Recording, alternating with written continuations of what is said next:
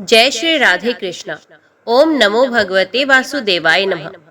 ब्रह्मा जी कहते हैं, महामते, प्राचीन त्रेता युग में पैजवन नाम से प्रसिद्ध एक शूद्र था, जो धर्म में तत्पर और विष्णु तथा ब्राह्मणों का पूजक था। वे न्याय पूर्वक धन का उपार्जन करता और सदा शांत भाव से रहता था। सभी लोग उसे प्रेम करते थे। वे सत्यवादी और विवेकशील था। उसकी स्त्री समान कुल में उत्पन्न, धर्म पूर्वक विवाहित तथा शुभ आचरण वाली पतिव्रता थी। वे भी सदा देवताओं और ब्राह्मणों के हित में तत्पर रहती थी। महात्मा पैजवन को पूर्व पुण्य के प्रभाव से धन की प्राप्ति हुई थी। वे सदा स्वजनों के द्वारा स्वदेश और परदेश में व्यापार किया करता था। अपने और दूसरे के धन से भी वे व्यापार करता कराता था। इस प्रकार धर्म पर दृष्टि रखने वाले उस पैजवन को नाना प्रकार का प्रचुर धन प्राप्त हुआ। उसके 2 पुत्र हुए। वे दोनों ही पिता की सेवा में लगे रहने वाले थे। धन आदि का अहंकार तो उन्हें छू तक नहीं गया। वे अपने धर्म युक्त आचरण से शोभा पाते थे और माता पिता की सेवा के अतिरिक्त दूसरी किसी वस्तु का आदर नहीं करते थे। उनकी स्त्रियां भी अपने सास ससुर की सेवा में अनिवार्य रूप से लगी रहती थी। पैजवन का घर धन धान्य से भरा रहता था। वे स्वयं भी सदा धर्म परायण हो देवताओं और अतिथियों के पूजन में तत्पर रहता था। उसके घर पर आया हुआ कोई भी अतिथि विमुख नहीं लौटता था। वे शीतकाल में धन और उष्ण काल में अन्न एवं जल का दान करता था। वर्षा काल में वस्त्र तथा अन्न बांटा करता था। भगवान शिव और विष्णु के व्रत में स्थित होकर उचित समय वे बावली कूप, तड़ाग, पयाऊ तथा देव मंदिर बनवाता था। चातुर्मास्य में वे विशेष रूप से भगवान विष्णु के भजन में लगा रहता था। एक दिन ब्रह्म ज्ञान परायण शांत तपस्वी परम जितेंद्रिय गालव मुनि पैजवन शूद्र के घर में आए। वे अभ्युत्थान और आसन आदि उपचारों से मुनि की पूजा करके मधुर वाणी में बोला, आज मेरा जन्म सफल हो गया, जीवन अति उत्तम हो गया। आज मेरा धर्म आचरण भी सार्थक हुआ।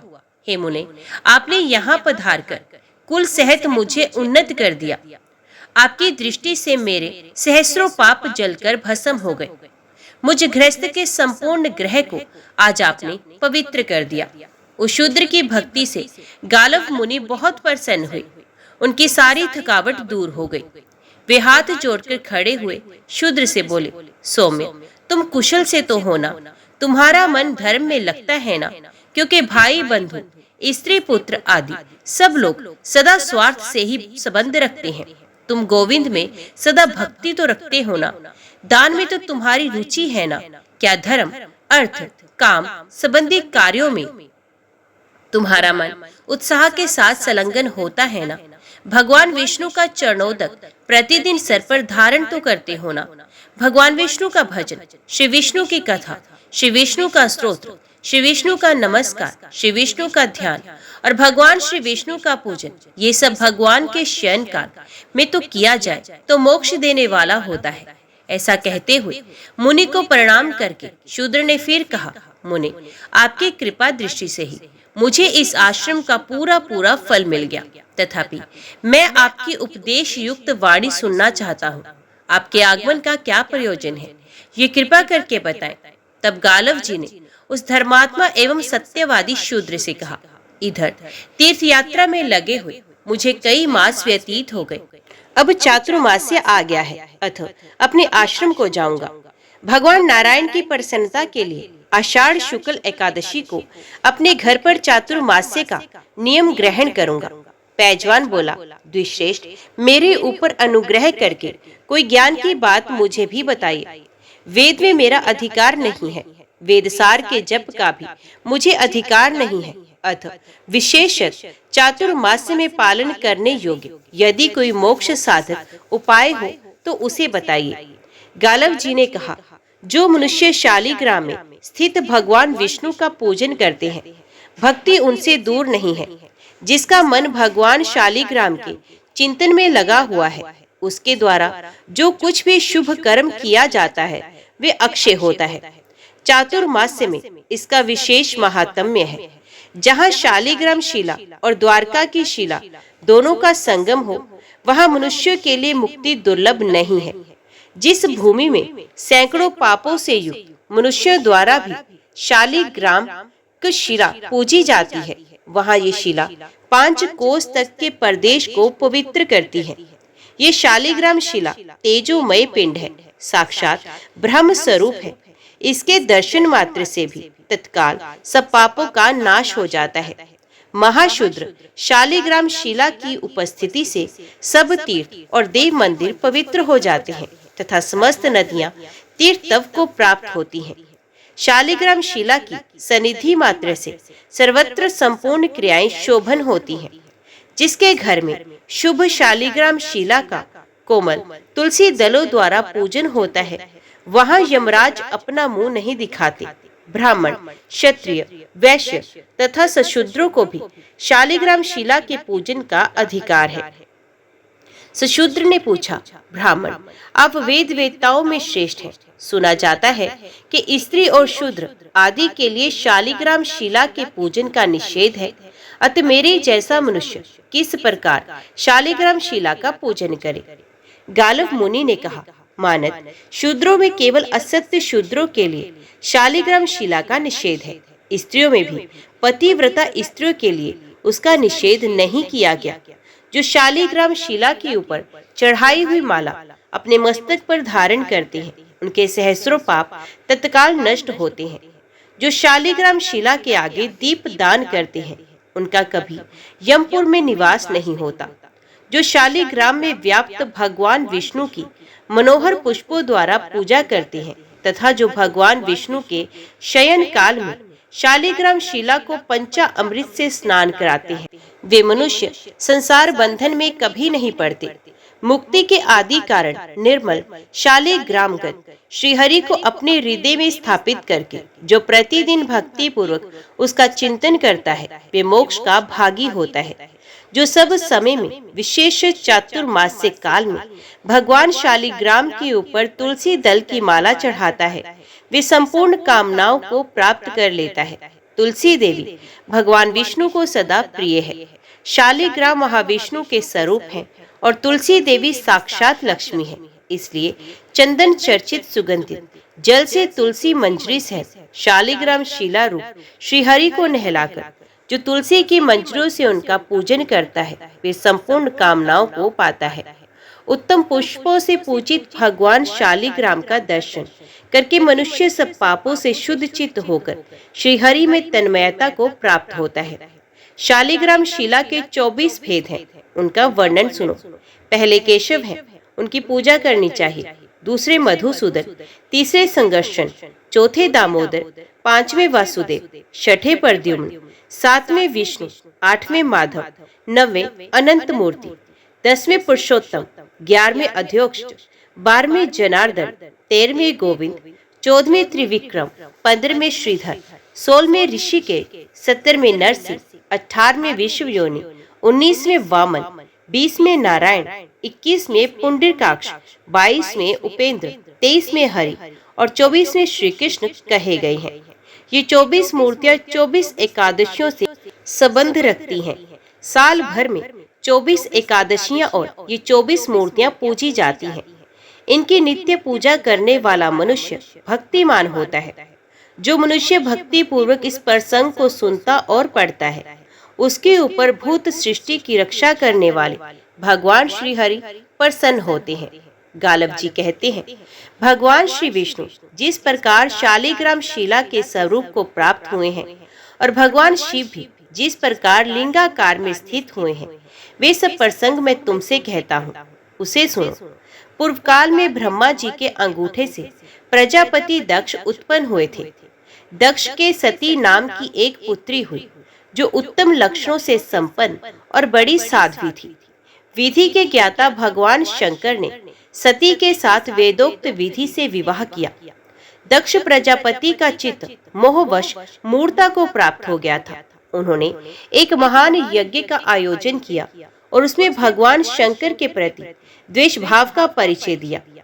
पिता के उस महान द्वेष से सती देवी कुपित हो गई और यज्ञ वेदी में आकर प्राणायाम में तत्पर हो उन्होंने अग्नि में धारणा के द्वारा अपना शरीर त्याग दिया।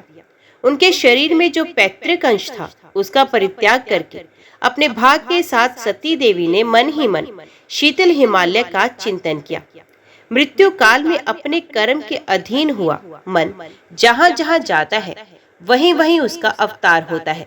अतः अग्नि में जली हुई सती देवी शीतल हिमालय का चिंतन करने के कारण हिमालय की पुत्री हुई।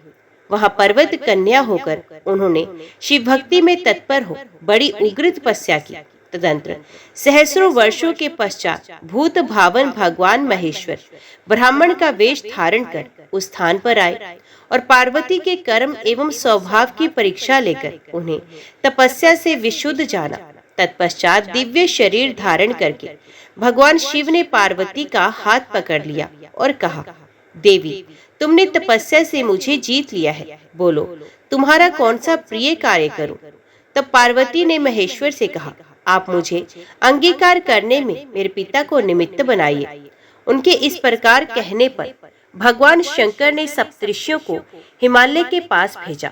सप्तऋषियों ने हिमालय के पास जाकर लगन का समय बताया और महादेव जी से सब समाचार कहकर वे अपने स्थान को चले गए। तदंतर लगन के दिन इंद्र आदि सब देवता ब्रह्मा विष्णु और अग्नि को आगे करके आए और वर वेश में भगवान शंकर का दर्शन करके बड़े प्रसन्न हुए। हिमवान ने दूहरा वेश में भगवान शंकर का दर्शन करके अपने को कृतार्थ माना और प्रसन्नता पूर्वक मधु पर्क आदि शुभ उपचारों से उनका पूजन किया। तत्पश्चात वेदोक्त विधि से उस गुणवती कन्या को हिमवान ने भगवान शिव को सौंप दिया। उसके बाद भगवान शिव ने अग्नि की परिक्रमा की और जब उनसे गोत्र आदि पूछा गया तब वे लज्जित से हो गए। तत्पश्चात ब्रह्मा जी के कथन अनुसार विवाह की शेष विधि पूरी की गई। जो यज्ञ में चरु ग्रहण करते समय अपने 5 मुख प्रकाशित करने वाले हैं वे ही भगवान महेश्वर गिरिराज नंदिनी के लिए सुंदर रूप और वेशभूषा से संपन्न वर बने हुए विराजमान थे। पार्वती ने भगवान शंकर को ही अपना प्राण वल्लभ स्वीकार किया। विवाह के पश्चात दहेज देकर हिमालय ने शिव को विदा किया। वहां से भगवान शिव मंदराचल पर्वत पर आए। वहां विश्वकर्मा ने उनके लिए क्षण भर में मणि में भवन का निर्माण कराया। वे मंदिर देवादिदेव भगवान शिव की इच्छा के अनुसार बढ़ने वाला था। उस सुंदर भवन में पार्वती के साथ निवास करते हुए भगवान शंकर की दृष्टि में वायु रूपधारी कामदेव आया। कामदेव ने शिवजी को देखकर इस प्रकार स्तवन किया, विश्व ध्वज आपको नमस्कार है, आप सर्व स्वरूप हैं, आपको नमस्कार है, आप गणों के स्वामी हैं, आपको नमस्कार है। हे नाथ मेरी रक्षा कीजिए। हे प्रभु आपके इस चराचर जगत में कोई भी ऐसी वस्तु नहीं दिखाई देती जो आपसे रहित हो। आप ही रक्षक, आप ही सृष्टि करने वाले तथा आप ही समस्त संसार का संहार करने वाले हैं। महादेव मुझ पर कृपा कीजिए और मुझे देहदान दीजिए। भगवान शिव बोले, कामदेव मैंने पूर्व काल में तुम्हें पार्वती के आगे भस्म किया है, अब पुण्य उन्हीं के समीप शरीरधारी हो जाओ। भगवान शिव के ऐसा कहने पर कामदेव ने अपना शरीर धारण किया और विनय से नम्र हो उसने पार्वती के दोनों चरणों में प्रणाम किया। उस समय उसके मन में बड़ी प्रसन्नता थी। पार्वती और परमेश्वर का प्रसाद पाकर महामोह एवं बल से संपन्न महातेजस्वी कामदेव तीनों लोकों में विचरण करने लगे। प्राचीन काल में देवासुर संग्राम के अवसर पर भयंकर रूप धारण करने वाले बलोमय दानवों ने देवताओं को मारा। देवता भयभीत होकर ब्रह्मा जी की शरण में गए। बृहस्पति आदि सभी देवताओं ने जगत पिता ब्रह्मा को नमस्कार करके उनका स्तवन किया। फिर सबके सब हाथ जोड़कर खड़े हो गए। तब ब्रह्मा जी ने उनसे पूछा, देवताओं किस लिए मेरे पास आए हो? देवता बोले, तात अद्भुत पराक्रम करने वाले दैत्यों ने युद्ध में हमें परास्त कर दिया, अतः हम सब लोग आपकी शरण में आए हैं। देवेश्वर अपनी शरण में आए हो हम लोगों की आप रक्षा कीजिए। देवताओं की ये बात सुनकर ब्रह्मा जी ने कहा, एक समय शिव भक्तों ने भगवान विष्णु के भक्तों के साथ एक दूसरे को जीतने की इच्छा से बड़ा विवाद किया। तब भगवान शंकर ने अपने भक्तों के देखते देखते एक परम अद्भुत रूप धारण किया। वे उनका हरिहर स्वरूप था। वे आधे शरीर से शिव और आधे शरीर से विष्णु हो गए।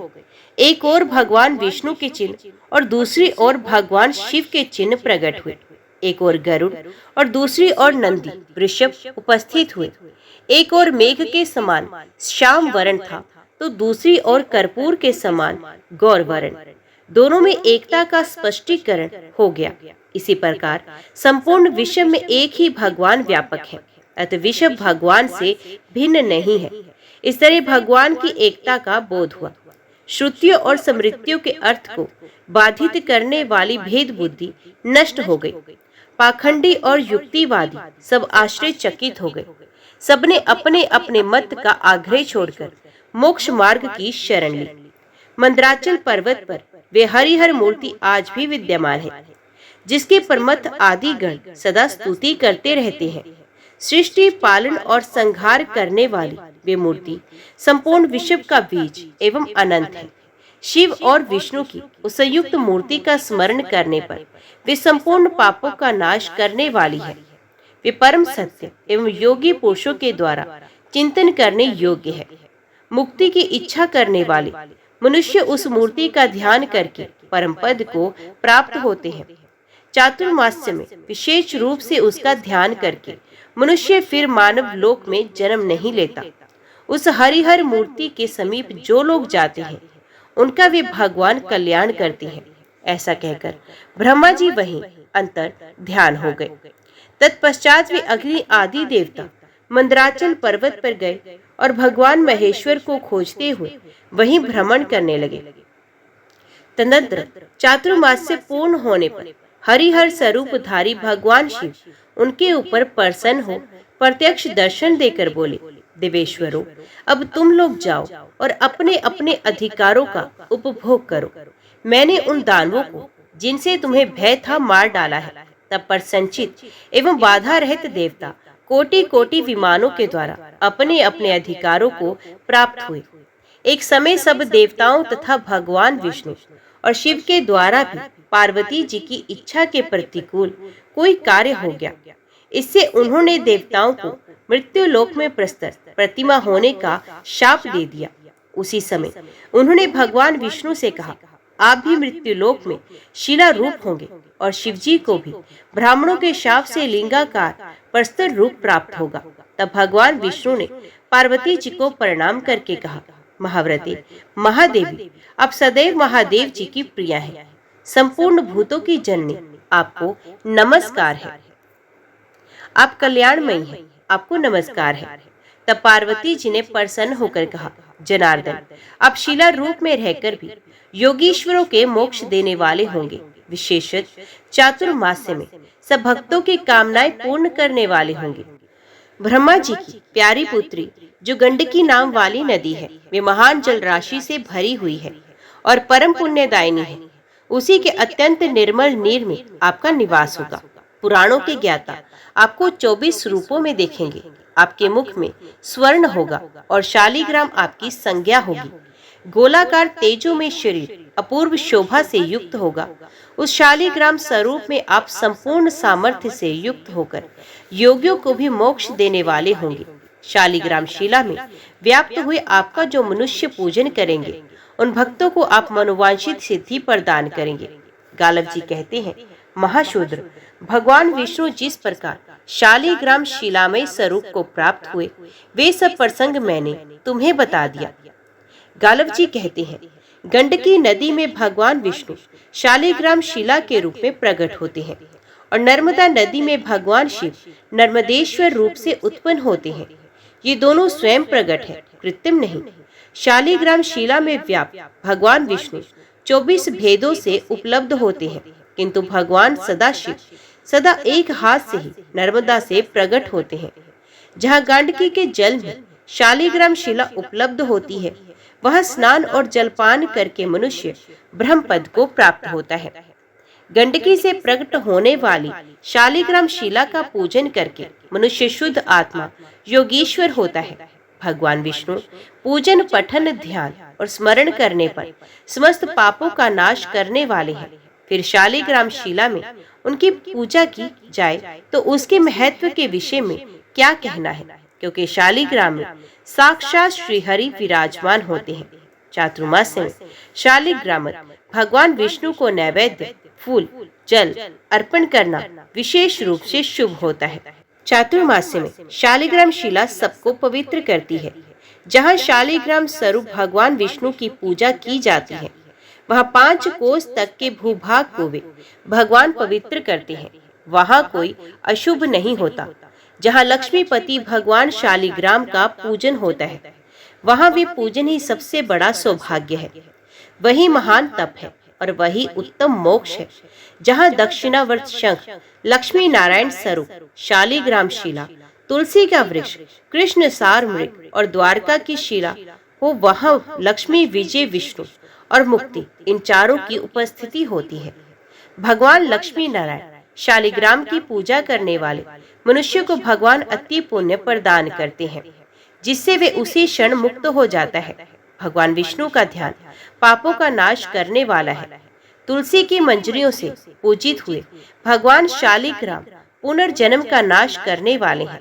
सब प्रकार के यत्न करके उन्हें जगदीश्वर विष्णु का सेवन करना चाहिए। वे संपूर्ण संसार में व्याप्त होकर स्थित हैं। एक समय पार्वती जी ने शिव जी से कहा, महेश्वर, आपके हाथ में ये रुद्राक्ष की माला सदा मौजूद रहती है। देव, आप किस मंत्र का जप करते हैं? ये संदेह मेरे मन में उठा करता है, क्योंकि आप ही सबके स्वामी हैं। आपसे बढ़कर दूसरे किसी को मैं नहीं जानती। फिर भी आप बड़ी भक्ति से सदा किसी मंत्र का जप करते हुए दिखाई देते हैं। देवेश, आपसे भी श्रेष्ठ और कौन है जिसका आप मन ही मन चिंतन किया करते हैं? भगवान शिव बोले, प्रिय, भगवान विष्णु के सहस्त्र नामों से भी बढ़कर सारभूत नाम है। मैं उसी का नित्य निरंतर चिंतन करता हूँ। मैं राम नाम जपता हूँ और उसी के अंक की इस माला द्वारा गणना करता हूँ। श्री राम का अवतार बहुत ही श्रेष्ठ है। 12 अक्षरों से युक्त जो सनातन ब्राह्मण ब्रह्म स्वरूप प्रणव है, वे ओम इन 3 अक्षरों से संबंध है। 3 ग्रामों से युक्त है। उस बिंदु युक्त प्रणव मंत्र का मैं सदैव माला द्वारा जप करता हूँ। ये संपूर्ण वेदों का सारभूत है। ये नित्य अक्षर, निर्मल, अमृत, शांत, तद्रूप, अमृत तुल्य, कलातीत, संपूर्ण जगत का आधार, मध्य और कोटि कोटि ब्रह्मांडों का बीज है। इसको जानकर मनुष्य शीघ्र ही घोर संसार बंधन से मुक्त हो जाता है। ओंकार सहित जो 12 अक्षर बीज है, उसका जप करने वाले मनुष्य के लिए वे कोटि कोटि पापों का दाह करने वाला दावानल बन जाता है। 12 अक्षर मंत्र ओम नमो भगवते वासुदेवाय का चिंतन ही सबसे उत्तम ज्ञान है, जो शुभ अशुभ दोनों का विनाश करने वाला है। 12 अक्षर मंत्र करोड़ों जन्मों में कहीं किसी को उपलब्ध होता है। चातुर्मास्य में उसका स्मरण विशेष रूप से ब्रह्म की प्राप्ति कराने वाला तथा मनोवांछित वस्तु देने वाला है। इस अक्षर से प्रकट हुए मंत्र का जो मन, वाणी और क्रिया द्वारा आश्रय लेता है, उसका पुनर्जन्म नहीं होता। जो भगवान विष्णु की भक्ति में तत्पर हो, उनके 12 मास संबंधी पापहारी नामों का शालिग्राम शिला में न्यास करता है, उसे प्रतिदिन 12 यज्ञ का फल प्राप्त होता है। 12 अक्षर मंत्र के महात्म्य का सहस्रों जीवाओं द्वारा भी वर्णन नहीं किया जा सकता। संसार में इसका जप, ध्यान और स्तवन करने पर यह महामंत्र सभी मासों में पाप नाश करने वाला होता है, किंतु चातुर्मास्य में तो इसका ये महात्म्य विशेष रूप से बढ़ जाता है। इस मंत्र के चिंतन मात्र से ही मनुष्य को मनचाही सिद्धि प्राप्त हो जाती है। इसके जप से सनातन मोक्ष प्राप्त होता है। शांति प्रायण जप एवं ध्यान से मनुष्य निश्चय ही मोक्ष को प्राप्त होता है। शूद्रों और स्त्रियों के लिए प्रणव रहित जप का विधान है। पूर्वोक्त 18 शूद्र जाति वाले मनुष्यों को जप तप करने की आवश्यकता नहीं है। वे ब्राह्मण भक्ति, दान और विष्णु भगवान के चिंतन से सिद्ध हो जाते हैं। उनके लिए राम नाम मंत्र ही है। यही उन्हें कोटि मंत्रों से अधिक फल देने वाला होता है। राम इस 2 अक्षर के नाम का जप सब पापों का नाश करने वाला है। मनुष्य चलते, खड़े होते और सोते समय भी श्री राम का नाम का कीर्तन करने से इहलोक में सुख पाता है और अंत में भगवान विष्णु का पार्षद होता है। राम, ये 2 अक्षरों का मंत्र कोटि शत मंत्रों से भी बढ़कर है।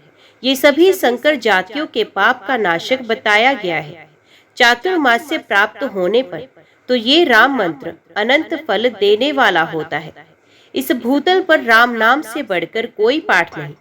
जो राम नाम की शरण ले चुके हैं उन्हें कभी यमलोक की यातना नहीं भोगनी पड़ती।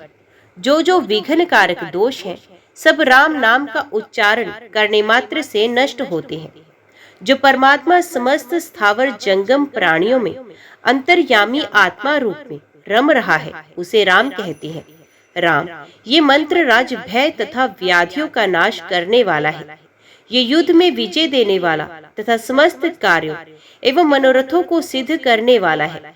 राम नाम को संपूर्ण तीर्थों का फल कहा गया है। वे ब्राह्मणों के लिए भी मनोवांछित फल देने वाला है। रामचंद्र, राम राम इत्यादि रूप से उच्चारण किया जाने वाला ये 2 अक्षरों का मंत्र राज भूतल पर सब कार्य सिद्ध करने वाला है। देवता भी राम नाम के गुण गाते हैं।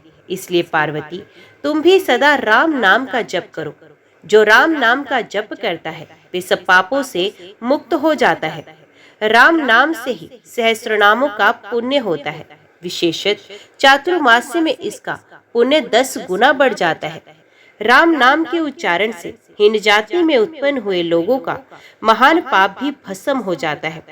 ये भगवान श्री राम संपूर्ण जगत को अपने तेज से व्याप्त करके स्थित हैं और सब मनुष्यों में अंतर आत्मा रूप में रहकर उनके पूर्व जन्म उपार्जित स्थूल एवं सूक्ष्म पापों को क्षण भर में भस्म करके उन्हें पवित्र कर देते हैं।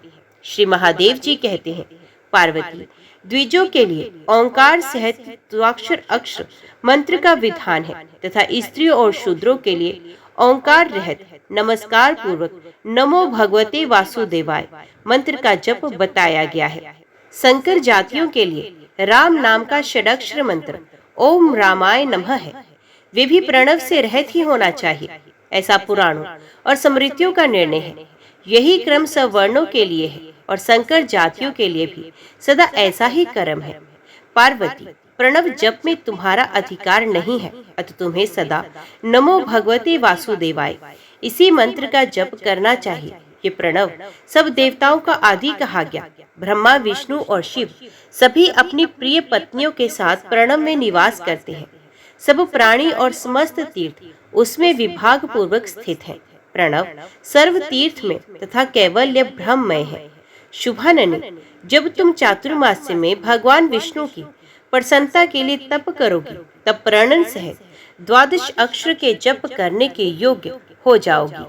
जब तपस्या की वृद्धि होती है तब भगवान विष्णु में भक्ति होती है। प्रतिदिन भगवान विष्णु का स्मरण करना चाहिए, इससे जीवा पवित्र होती है। जैसे दीपक प्रज्वलित होने पर बड़े भारी अंधकार का नाश हो जाता है, उसी प्रकार भगवान विष्णु की कथा सुनने से सब पाप नष्ट हो जाते हैं। अथ पार्वती, तुम भगवान विष्णु के शयन काल में 12 अक्षर मंत्र राज का विशुद्ध चित्त होकर जप करो। वे ही भगवान संतुष्ट होकर तुम्हें 12 अक्षर सहित अखंड ब्रह्म स्वरूप का उत्तम ज्ञान प्रदान करेंगे। तुम ब्रह्मा जी के कोटि कल्पों तक 12 अक्षर मंत्र का जप करती रहो। जो प्रणव सहित मंत्र राज का ध्यान करता है उसका कभी नाश नहीं होता। महादेव जी के ऐसा कहने पर पार्वती जी चौमासा आने पर हिमालय के शिखर पर तपस्या करने के लिए चली गई। वे 3 वस्त्रों से युक्त हो ब्रह्मचर्य व्रत का पालन करती हुई प्रातः, मध्याह्न और सायं तीनों समय भगवान के हरिहर स्वरूप का ध्यान करने लगी।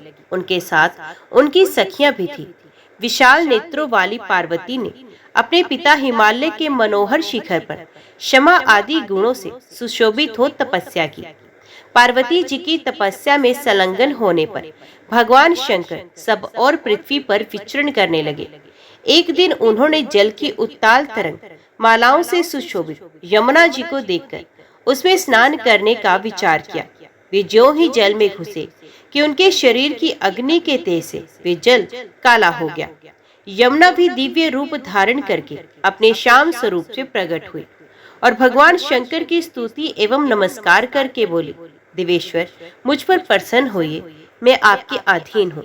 महादेव जी ने कहा, जो मनुष्य इस पुण्य तीर्थ में स्नान करेगा उसके सहस्रों पाप क्षण भर में नष्ट हो जाएंगे। ये पवित्र तीर्थ संसार में हर तीर्थ के नाम से विख्यात होगा। ऐसा कहकर भगवान शिव यमुना को प्रणाम करके अंतर ध्यान हो गए। उन्होंने यमुना के किनारे मनोहर रूप धारण करके हाथ में वाद्य ले लिया और ललाट में त्रिपुंड धारण करके शिखर पर जटा बढ़ाए मुनियों के घरों में स्वे इच्छा अनुसार घूम घूम कर अंगों की चपल चेष्टा का प्रदर्शन प्रारंभ किया। वे कहीं गीत गाते और कहीं अपनी मौज से नाचने लगते थे। स्त्रियों के बीच में जाकर कभी क्रोध करते और कभी हंसने लगते। इस प्रकार उन्हें सब और घूमते देखकर मुनि लोगों ने क्रोध किया और ये शाप दिया कि तुम लिंग रूप हो जाओ। शाप होने पर भगवान शिव अन्यंतर बहुत दूर चले गए। उनका वे लिंग रूप अमरकंटक पर्वत के रूप में अभिव्यक्त हुआ और वहां से नर्मदा नामक नदी प्रकट हुई। नर्मदा में नहाकर उसका जल पीकर तथा उसके जल से पितरों का तर्पण करके मनुष्य इस पृथ्वी पर दुर्लभ कामनाओं को भी प्राप्त कर लेता है। जो मनुष्य नर्मदा में स्थित शिवलिंगों को पूजन करेंगे वे शिव स्वरूप हो जाएंगे। विशेषतः चातुर्मास्य में शिवलिंग की पूजा महान फल देने वाली है। चातुर्मास्य में रुद्र मंत्र का जप, शिवजी की पूजा और शिव में अनुराग विशेष फलद है। जो पंचा अमृत से भगवान शिव को स्नान कराते हैं उन्हें गर्भ की वेदना नहीं सहन करनी पड़ती। जो शिवलिंग के मस्तक पर मधु से अभिषेक करेंगे उनके सहस्रों दुख तत्काल नष्ट हो जाएंगे। जो चातुर्मास्य में शिवजी के आगे दीप दान करते हैं वे शिवलोक के भागी होते हैं। जो जलधारा से युक्त नर्मदेश्वर महालिंग का चातुर्मास्य में विधि पूर्वक पूजन करता है वे विशिव रूप हो जाता है। गालव जी कहते हैं, ये सब श्री विष्णु के शालिग्राम होने की और महेश्वर शिव के लिंग रूप होने की कथा सुनाएगी।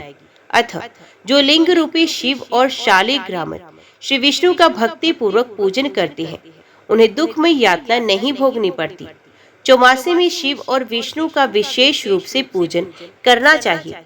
दोनों में भेदभाव ना रखते हुए यदि उनकी पूजा की जाए तो वे स्वर्ग और मोक्ष प्रदान करते हैं। जो भक्ति पूर्वक हरि और हर की पूजा करते हैं उन्हें भगवान श्री हरि मोक्ष प्रदान करते हैं। विवेक आदि गुणों से युक्त शूद्र उत्तम गति को प्राप्त होता है। हे महाशूद्र, तुम्हें बिना मंत्र के भगवान विष्णु और गिरजापति महादेव जी का षोडशोपचार से पूजन करना चाहिए। उनकी पूजा बड़े बड़े पापों का नाश करने वाली है। ऐसा कहकर पैजवन से पूजित हो महर्षि गालव शीघ्र ही अपने आश्रम को चले गए। जो मनुष्य इस प्रसंग को सुनता और पढ़कर दूसरों को भी सुनाता है उसके पुण्य का कभी अंत नहीं होता है। पार्वती जी बोली, देवेश्वर, आप ऐसा उपाय कीजिए जिससे मैं ध्यान योग को पाकर ज्ञान योग की प्राप्ति कर सकूं। महादेव जी ने कहा, प्रिय, पहले जिस द्वादश अक्षर नामक मंत्रराज का वर्णन किया गया है उसी का तुम्हें जप करना चाहिए। वे वेद का सनातन सार तत्व है। ओंकार सब वेदों का आदि है। वे समस्त ब्रह्मांडों का याजक है तथा समस्त कार्यों में प्रथम उच्चारण करने योग्य तथा सब सिद्धियों का दाता है। उसका शुक्ल वर्ण है। मधुचंदा ब्रह्मा ऋषि है। परमात्मा देवता है। गायत्री छंद है तथा समस्त कर्मों में उसका विनियोग किया जाता है। देवी, जो प्रतिदिन संपूर्ण बीज अक्षर में द्वादश अक्षर मंत्र का जप करता है वे पापों से लिप्त नहीं होता। ये द्वादश लिंग में अक्षरों से युक्त द्वादश अक्षर मंत्र कूर्म चक्र में स्थित है। विनियोग सहित प्रत्येक वर्ण के ध्यान ऋषि, बीज, छंद और देवता आदि के चिंतन पूर्वक ध्यान, जप और पूजन करने पर भक्तों का कर्म जनित बंधनों से मोक्ष हो जाता है। ध्यान योग से समस्त पापों का नाश हो जाता है। जप और ध्यान ही योग का स्वरूप है। ओंकार एवं वेद से प्रकट हुआ द्वादश अक्षर मंत्र वेद के समान है। ध्यान से मनुष्य सब कुछ पाता है। ध्यान से विशुद्धता को प्राप्त होता है। ध्यान से परब्रह्म का बोध होता है। तथा सगुण स्वरूप में चित्तवृत्ति की एकाग्रता रूप योग भी ध्यान से ही संभव होता है। ध्यान योग दो प्रकार का होता है, सविशेष और निर्विशेष। सगुण साकार विग्रह नारायण का दर्शन सालंब ध्यान है। दूसरा जो निरालंब ध्यान है, विज्ञान योग के द्वारा बताया गया। ये सबका आलंब है, रूप रहित अप्रमेय तथा सर्व स्वरूप जो सनातन तेज है, जिसका प्रकाश कोटि कोटि विद्युतों के समान है, जो सदा उद्देश्यशील एवं पूर्णतम है, जो निष्कल सकल एवं निरंजन में है। वे आकाश के समान सर्वव्यापक है, सुख स्वरूप एवं तुर्यातीत है, जिसकी कहीं उपमा नहीं है। वही परमेश्वर का निराकार स्वरूप निरालंब ध्यान योग के द्वारा चिंतन करने योग्य है। वे द्वंद्वों से रहित एवं साक्षी मात्र है, शुद्ध स्फटिक के समान निर्मल है, अपने तेज से उपमा रहित और अगाध है। उसी को तुम अंगीकार करो। भगवान नारायण का सूर्य मस्तक है, पृथ्वी लोक हृदय है तथा रसातल चरण है। वे मूर्तामूर्त स्वरूप से संपूर्ण ब्रह्मांड में स्थित है। भगवान विष्णु ही ब्रह्म रूप ज्ञान योग के आश्रय हैं। वे ही समस्त प्राणियों की सृष्टि और पालन करती हैं तथा वे ही सबका संहार करते हैं। वे सर्वदेवमय हैं। सनातन काल से ही भगवान विष्णु 12 मासों के अधिपति हैं।